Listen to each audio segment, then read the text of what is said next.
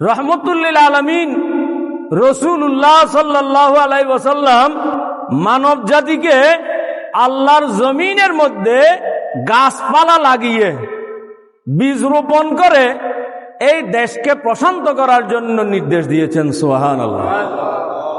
যেগুলি এখন 1500 বছর পরে এসে পরিবেশবাদীরা বলছে গাছপালা এগুলি পরিবেশকে সুরক্ষা দেয়, পরিবেশকে ঠান্ডা রাখে, সেই কথা কিন্তু আমাদেরকে শিখিয়েছেন আমার রসুল 1500 বছর আগে। সুবহানাল্লাহ।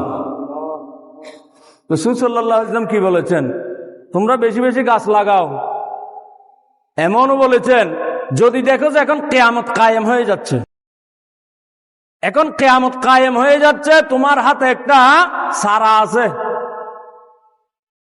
তোমার হাতে একটা গাছের চারা আছে, কিন্তু দেখা যাচ্ছে কিয়ামত কায়েম হয়ে যাচ্ছে, এরপরেও তুমি অতি দ্রুততার সাথে সেই চারাটি জমিনের মধ্যে লাগিয়ে দাও। সুবহানাল্লাহ।